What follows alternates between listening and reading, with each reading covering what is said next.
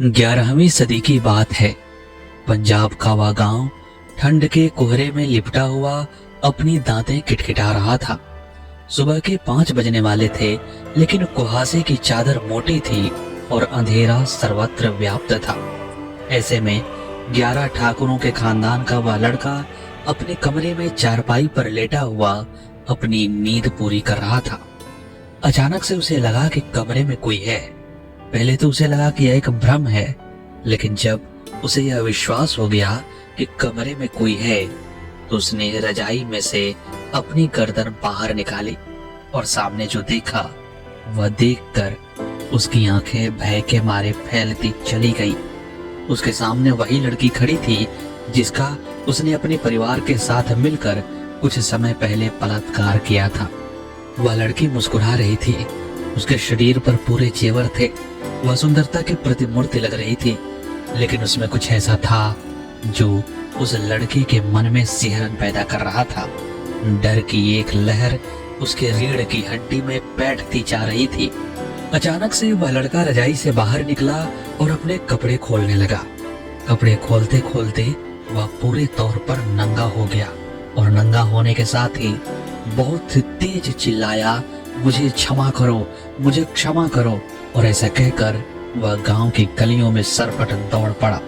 पंजाब का वह गांव कृषि प्रधान था। भले ही वह जाड़े की सुबह थी, लेकिन लोग अपने घरों में जग गए थे या जग रहे थे। जैसे ही उस लड़की की आवाज गलियों में गूंजने लगी, तो लोग अपने अपने घरों से बाहर निकल आए। वह लड़का बेतहाशा दौड़ता चला जा रहा था। दौड़ते दौड़ते वह गांव के बाहर मैदान में पहुंचा। लोगों की भीड़ उसके पीछे वहां पहुंच गई। किसी को कुछ भी समझ में नहीं आ रहा था। उस लड़के को वह लड़की तो दिखाई दे रही थी, लेकिन पूरे गांव को वहां कोई और दिखाई नहीं दे रहा था। लड़का मैदान में जाकर रुक गया। उसका पूरा शरीर पसीने से लथपथ था, जबकि ठंड इतनी अधिक थी कि लोगों के दांत तक किटकिटा रहे थे। लड़का बार बार एक ही बात कहता, मुझे क्षमा करो, मुझे क्षमा करो, मैंने जो गलती की है मुझे माफ करो। अचानक से लड़की की आवाज बंद हो गई। वह शांत खड़ा हो गया और फिर गांव वालों के देखते ही देखते वह लड़का हवा में 4 फुट ऊपर उठा और उसकी गर्दन इस तरह से ऐंठ गई जैसे कोई बच्चा खिलौना ऐंठ देता है। धड़ाम से गिरा और उसके प्राण पखेरु उड़ गए। वहां जुटे हुए गांव वालों के मन में डर की एक लहर कौंध गई। वे सभी अपने अपने घरों की तरफ तेज कदमों से लौटने लगे। उन सभी के मुंह में एक फुसफुसाहट थी और उस फुसफुसाहट में बार बार एक ही नाम उभर कर सामने आ रहा था, लोना चमारी का। तो मित्रों, कौन थी ये लोना चमारी और क्या है उसकी पूरी कहानी? आइए इसे इस वीडियो में हम जानने का प्रयास करते हैं। तंत्र मंत्र की दुनिया में लोना चमारी एक जाना माना नाम है।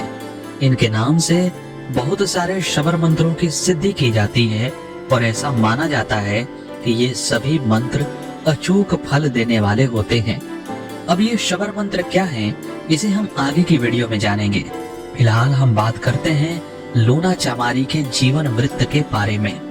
लोना चमारी पंजाब के अमृतसर प्रांत की रहने वाली थी और वे कामरूप कामाख्या में जाकर यानी कि असम में जाकर अपनी सिद्धि प्राप्त करती हैं और एक विख्यात योगिनी बनती हैं। तो आखिर एक पंजाब की लड़की असम किस तरह से पहुंची और वह भी 11वीं सदी में? इसकी पूरी कहानी बड़ी ही रोमांचकारी है। 11वीं सदी में पंजाब के अमृतसर के आसपास एक छोटा सा गांव था जिसका नाम था चमरी। उस चमरी गांव में एक चमार जाति का परिवार रहा करता था।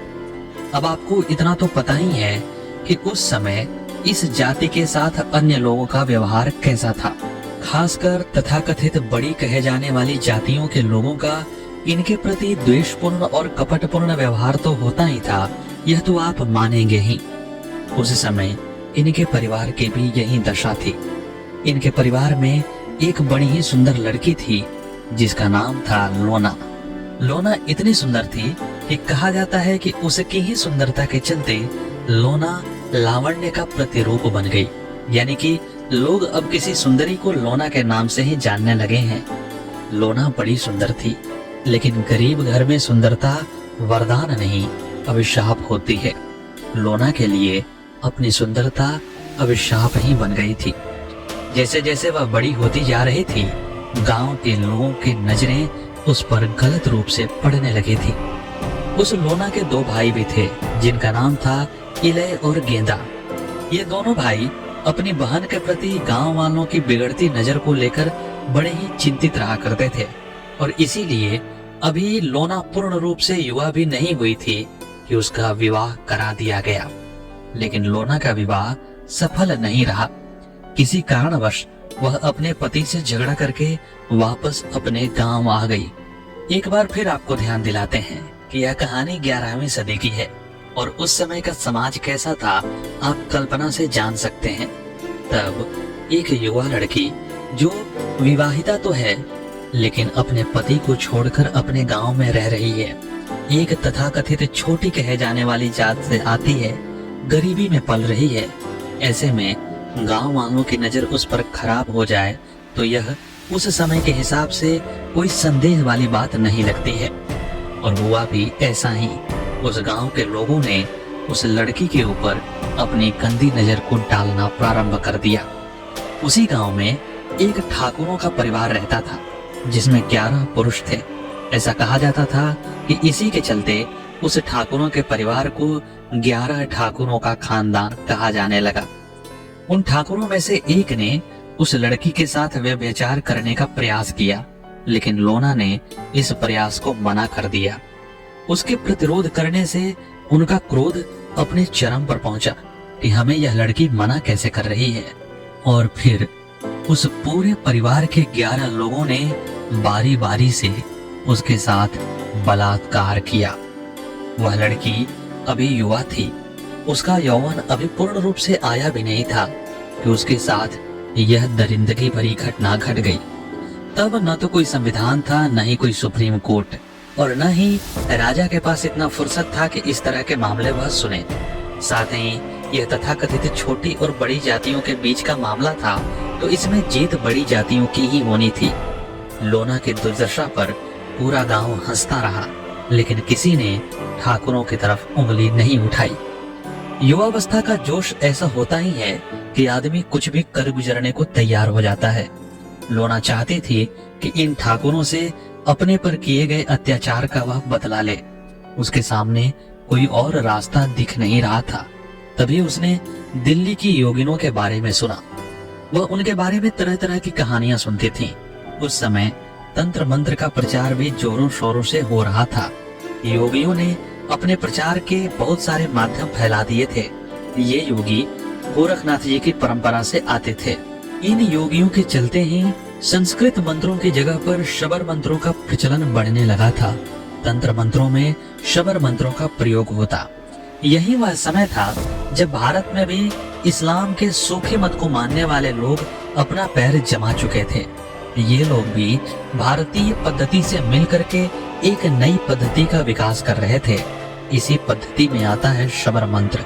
शबर मंत्र ऐसे मंत्र हैं जिनमें संस्कृत के शब्दों का प्रयोग कम होता है और प्रचलित हिंदी, उर्दू तथा फारसी के शब्दों का प्रयोग अधिक होता है। शबर मंत्रों और संस्कृत के मंत्रों में सबसे बड़ा अंतर ये है कि संस्कृत के मंत्र बड़े ही शुद्ध होते हैं। वे मात्र पवित्र हृदय से सिद्ध किए जा सकते हैं और प्रत्येक मंत्र को प्रत्येक व्यक्ति को सिद्ध करना पड़ता है। ऐसा नहीं है कि यदि मैं गायत्री मंत्र को सिद्ध कर लूं तो आप बिना प्रयास के सिर्फ मेरा नाम लेकर उस मंत्र को सिद्ध कर सकते हैं। आपको भी गायत्री मंत्र को सिद्ध करने के लिए उतना ही प्रयास करना पड़ेगा जितना यदि मैं सिद्ध करने के लिए करता हूँ। लेकिन शबर मंत्रों के साथ ऐसा नहीं था। शबर मंत्रों के बारे में यह मान्यता है कि यदि कोई पहुंचा हुआ तांत्रिक एक बार उन्हें सिद्ध कर ले और अपने नाम से उसे बांध दे तो फिर दूसरे लोग उस तांत्रिक के नाम से उस शबर मंत्र को बहुत ही अल्प समय में सिद्ध कर सकते हैं। उस समय शबर मंत्रों की प्रसिद्धि बढ़ने लगी थी। तंत्र मंत्र का प्रचार जोरों शोरों से था। लोना चामारी ने दिल्ली के योगिनों के बारे में सुना कि वह तंत्र विद्या में अपूर्व गति रखती हैं। लोना उनसे मिलने के लिए बिना अपने घर में बताए दिल्ली की तरफ रवाना हो गई। वह पंजाब से पैदल ही चलती हुई अपने आप को अन्य लोगों की नजरों से बचती बचाती दिल्ली उस जगह पर पहुंची जहां पर वे योगिनी रहती थीं। लोना ने उन योगिनों से पूछा कि यह शबर मंत्र कैसे सिद्ध होते हैं। मुझे भी तांत्रिक बनना है, मुझे भी योगिनी बनना है। मैं अपने पर हुए अत्याचार का बदला लेना चाहती हूँ। योगिनों ने देखा कि एक छोटी सी लड़की है जिसकी उम्र मुश्किल से 15-16 साल की है और वह कठिन साधना की बात कर रही है। उन्हें एक तो अपने बल का अहंकार था, दूसरा वे उस लड़की की बाल्यावस्था को देखकर उसके महत्व को नहीं समझ पाई। उन्होंने कहा कि तुमसे यह संभव नहीं है, हम तुम्हें नहीं सिखा सकती, तुम इस लायक हो ही नहीं। लोना जिद पर अड़ गई। उसने कहा कि अगर आप लोग मुझे नहीं सिखाएंगी तो मुझे इतना तो बता दीजिए कि मैं कहाँ जाकर इसे सीख सकती हूँ। तब उन योगिनों ने मजाक ही मजाक में हंसते हुए कहा कि इसके लिए तुम्हें असम के कामरूप कामाख्या मंदिर जाना होगा। हमने भी वहीं से यह मंत्र सीखे हैं और हमने सिद्धियां प्राप्त की हैं। उन लोगों को लगा होगा कि दिल्ली से असम इतना दूर है और यह छोटी सी लड़की वहां कैसे पहुंचेगी। यह तुरंत ही अपने घर चली जाएगी और हार मान जाएगी। लेकिन लोना के पास हारने के लिए कुछ बचा ही नहीं था। उसकी केवल एक जिद थी, बदला। वह चाहती थी कि उस पर जो भी अत्याचार हुआ वह उसका बदला लेकर ही रहे। उसने अपने मन में ठान लिया कि मुझे असम जाना ही है, मुझे कामरूप कामाख्या के मंदिर किसी भी तरह से पहुंचना ही है। वह अपनी प्रतिज्ञा को पूरी करने के लिए एक दुश्वार रास्ते पर निकल पड़ी। रास्ते की कठिनाइयां उसका परीक्षा लेती। उसे खाने पीने के लिए कभी कभी नहीं मिलता था, थकान होती थी, पैरों में जलन होती, पैर फूल गए थे, लेकिन फिर भी उसने अपना चलना नहीं छोड़ा। वह आगे बढ़ती ही गई, बढ़ती ही गई, बढ़ती ही गई। भाषा की भी दिक्कतें थीं क्योंकि पंजाब से चली, दिल्ली आई, बिहार होते हुए बंगाल होते हुए असम पहुंची। इन सभी जगहों पर अलग अलग बोलियां थी, अलग अलग भाषाएं थी, अलग अलग परिवेश था, रहना खाना पीना सब अलग था। लेकिन इन सब को झेलते हुए लोना अंततः कामरूप कामाख्या पहुंच ही गई। वहां पर जब वह पहुंची तो उसने किसी योग्य गुरु की तलाश प्रारंभ कर दी। अंततः उसे इस्माइल योगी मिले। इस्माइल योगी वही सूफी और योगी परंपरा के मेल जोल से बने हुए योगी थे। उन्होंने शबर मंत्रों में अच्छी सिद्धि प्राप्त कर ली थी। जब लोना चामारी इस्माइल योगी के पास पहुंची तो इस्माइल योगी उसके रूप की सुंदरता पर मोहित हो गए। योगियों में पंचमकार की पद्धति पहले से ही चली आ रही थी, यानी कि साधना के दौरान वे मुद्रा, मांस, मद्य, मत्स्य और मैथुन से परहेज नहीं भी करते तो उनका काम चल जाता था। इस्माइल योगी मैथुन के लिए ही सही लेकिन लोना पर आसक्त हो गए। लोना के पास भी अपने गुरु को देने के लिए इसके अलावा था ही क्या। कहते हैं कि लोना ने इस्माइल योगी के साथ रहते हुए अपनी तंत्र साधना प्रारंभ कर दी। जहां इस्माइल योगी बड़े ही तांत्रिक थे, सिद्ध थे, लेकिन उनके पास कोई ऐसा मोटिव नहीं था जिससे कि वे तंत्र साधना में उस गति को प्राप्त कर सकें जिस गति को लोना चामारी प्राप्त कर ली। गुरु गुड़ ही रह गया, चेला चीनी हो गया। लोना चामारी अपने गुरु से भी अधिक तांत्रिक सिद्ध हो गई और फिर वह गई पंजाब, लेकिन इस बार अपने सूक्ष्म शरीर से गई, न कि अपने उस शरीर से जिसका की भोग उन लोगों ने किया था। फिर वही हुआ जो हमने इंट्रो में बताया। उन्होंने एक एक करके उन 11 ठाकुरों को पूरी तरह से निस्ते नाबूद कर दिया, समाप्त कर दिया। उस कुल में कोई दीपक जलाने वाला भी नहीं बचा। जब लोना चामारी ने 11 ठाकुरों के खानदान को बर्बाद कर दिया, जब उनके कुल में कोई दीपक जलाने वाला भी नहीं बचा, तो लोना चामारी का प्रतिशोध पूर्ण हो गया। फिर उनके पास और करने के लिए क्या था? तब लोना चामारी ने सोचा कि पुरुष स्त्रियों पर बहुत अधिक अत्याचार करते हैं और खासकर बड़ी जाति के लोग छोटी जातियों के लोगों पर बड़े ही अत्याचार करते हैं। अब चूंकि संस्कृत के मंत्रों की सिद्धि और साधना सबके वश में नहीं थी, इसलिए लोना चामारी ने शबर मंत्रों की रचना की और उन्हें अपने तंत्र बल से सिद्ध किया और फिर अपने नाम से उन्हें बांध दिया, जिसके कारण आज भी लोना चामारी नाम के शबर मंत्र बड़े ही आसानी से सिद्ध किए जाते हैं और गांव में लोग तंत्र मंत्र के प्रयोग में इनका ही उपयोग करते हैं। आपने संस्कृत के मंत्रों के बारे में तो सुना ही होगा, जैसे कि गायत्री मंत्र, महामृत्युंजय मंत्र आदि, लेकिन बार बार शबर मंत्र कहने से भी शायद आप में से बहुत सारे लोग शबर मंत्रों के बारे में ना जानते हों। तो इसलिए आपको लोना चामारी से संबंधित एक शबर मंत्र भी यहाँ पढ़कर मैं सुना देता हूँ। यह शबर मंत्र वशीकरण के लिए उपयोग में लाया जाता है, जो कि इस प्रकार से है। कामरू देश कामाख्या देवी, जहाँ बसे इस्माइल जोगी, इस्माइल जोगी की लगी फुलवारी, फूल चुने लोना चामारीन, जो ले यह फूल की बास, वही की जान हमारे पास। घर छोड़े घर आंगन छोड़े, छोड़े कुटुंब की मोह लाज, दुहाई लोना चामारीन की।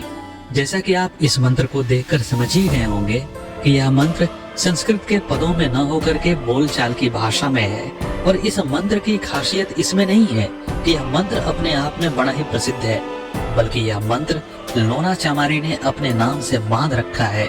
इसलिए इस मंत्र में वह प्रभाव है जिसको सिद्ध कर लेने के बाद आप वशीकरण को प्राप्त कर सकते हैं।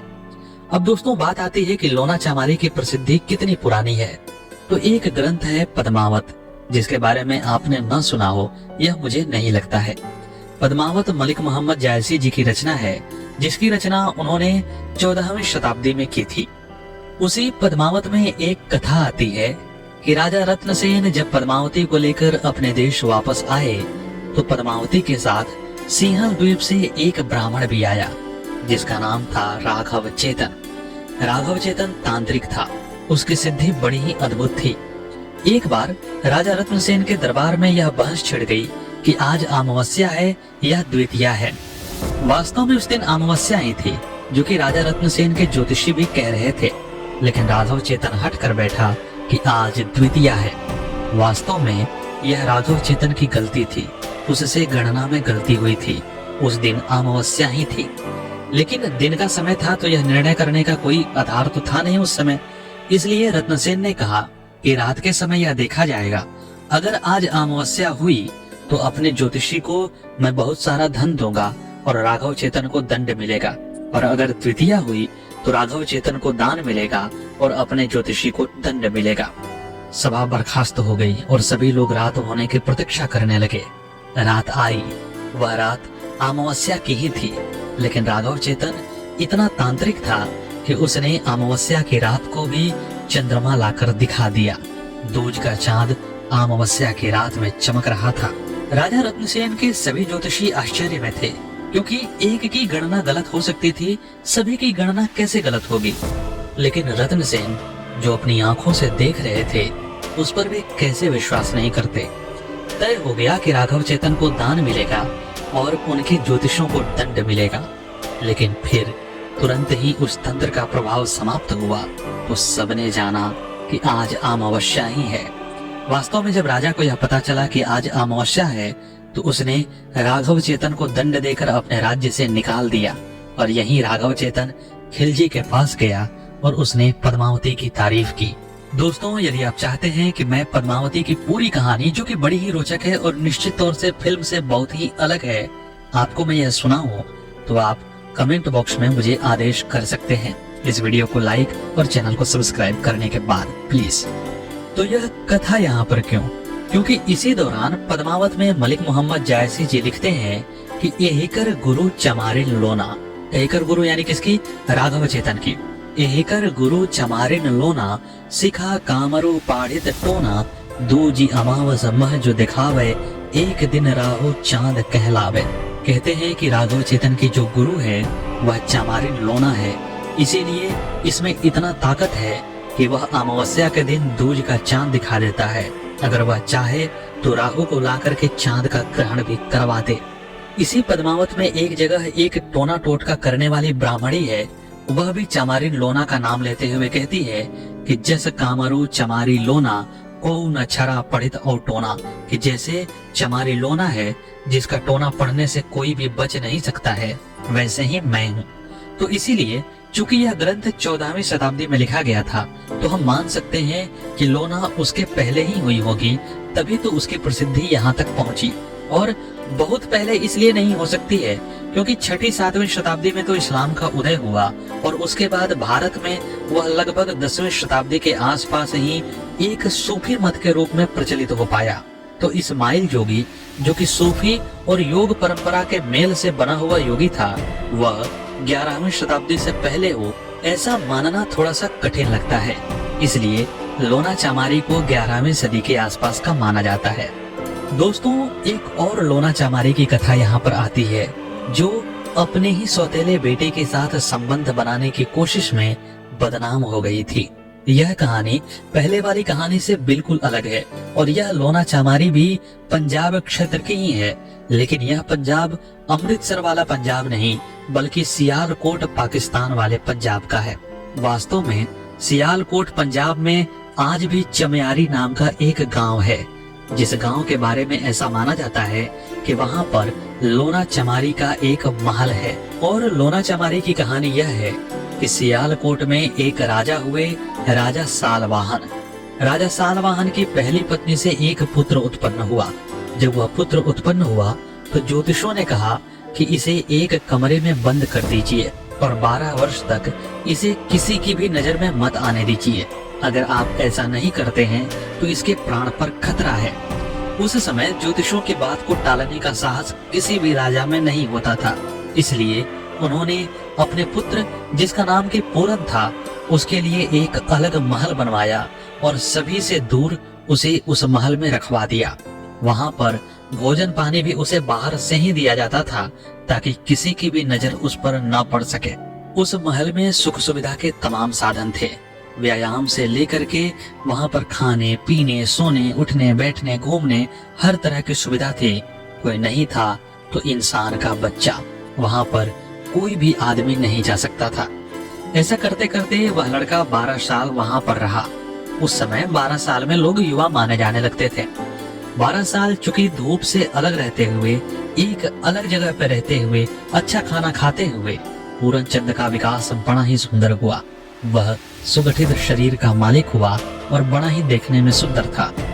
इसी दौरान राजा अपनी वृद्धावस्था में एक लोना नामक लड़की से शादी कर लेता है। लोना बड़ी सुंदर थी। लोना की जितनी भी कहानियां हैं उसमें एक चीज कॉमन है कि लोना नाम की जो ये स्त्री है वह बड़ी ही सुंदर है। लोना बड़ी सुंदर थी, लेकिन राजा वृद्ध हो चले थे। लोना के शरीर की जरूरतें राजा से पूरी नहीं हो पाती थीं, लेकिन लोना करे भी तो क्या करे। इसी दौरान वह लड़का पूरन 12 वर्ष का हो गया। ज्योतिषों का दिया हुआ समय व्यतीत हो जाने पर राजा पूरन को बाहर निकालते हैं और पूरन से गले मिलते हैं। फिर पूरी कहानी बताते हुए कहते हैं कि आप जाओ और रनिवास में जाकर अपनी नई माँ से मिल लो। पूरन 12 वर्ष का युवा था। उस समय के हिसाब से 12 वर्ष का युवा ही होता था। आज तो 12 वर्ष का बच्चा माना जाता है। जब वो पूरन अपनी माँ के पास गया तो लोना, जो कि कम उम्र की थी और उस समय जिस तरह से विवाह होता था उसे देखकर माना जा सकता है कि उसकी उम्र भी 15-16 वर्ष से ज्यादा नहीं रही होगी। वह पूरन को देखकर उसके रूप पर मोहित हो गई। वह चाहती नहीं थी कि मैं इसे पुत्र कहूं। पूरन बार बार उसे माँ कहता और वह उसे बेटा नहीं कहती, बल्कि अपने हाव भाव से उसे रिझाने का प्रयत्न करती। लेकिन चूंकि पूरन 12 वर्ष तक मनुष्यों के समाज से दूर रहा था, इसलिए उसे पता ही नहीं था कि स्त्री और पुरुष के बीच में किस तरह के हाव भाव से क्या संकेत मिलते हैं। इसीलिए वह उन्हें माँ ही मानता। जब लोना ने देखा कि पूरन पर मेरे हावों भावों का, मेरे इशारों का कोई भी प्रभाव नहीं पड़ रहा है, तो लोना ने खुलकर पूरन के सामने अपने प्रेम का प्रस्ताव रख दिया। तब तक पूरन पढ़ाई लिखाई प्रारंभ कर चुका था।